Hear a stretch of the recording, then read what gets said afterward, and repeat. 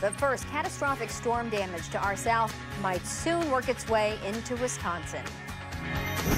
Good evening, everyone. I'm Michelle Lee. Eric is off tonight. Damage from severe weather in Texas and Oklahoma is up to billions of dollars now. That includes thousands of cars damaged by floodwaters.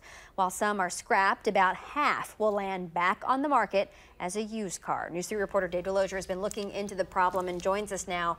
Half is a lot, Dave. Yeah, it is, especially the impact that this could have here. Michelle, you know, we've all seen the pictures out of Texas and Oklahoma. Countless vehicles that have been submerged in floodwater. They're supposed to be scrapped for salvage yards, but history tells us about half will not.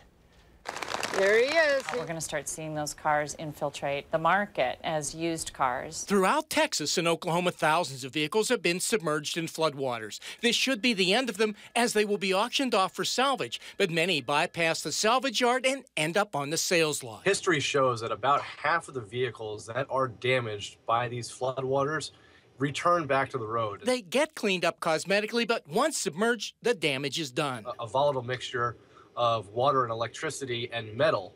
And when you mix those things together, you have a car that literally rots from the inside out. And the target for many of these cars is 1,200 miles away in the upper Midwest. Far from the flooding, it isn't front of mind for car buyers in states like Wisconsin. Con men know this, and they target those areas to move these flooded vehicles because people simply aren't looking for them and unfortunately aren't doing the proper homework that they need. Knowing these vehicles will be out there, there are things you need to do to protect yourself. If you are going to buy a used car, always find a trusted mechanic to thoroughly check out that car for you before you make the purchase, to make sure that there isn't water damage inside the trunk, underneath the rug in the trunk, underneath the car mats.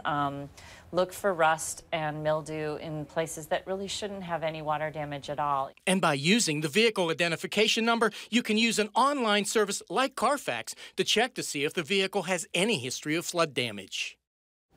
Now, this is especially important right now because data shows us that 2/3 of used vehicles purchased this year, it's going to happen between now and Thanksgiving. These flood-damaged vehicles will be filtering into the market as consumers are purchasing 27 million used cars. So, Michelle, it's really important to take the advice, get that car looked at by a mechanic, check the history on the vehicle, and really look for any damage. Yeah, become good friends with your mechanic. That's very good advice. There's going to be a lot of them on the market. Yeah, all right. Thank you, Dave. You bet.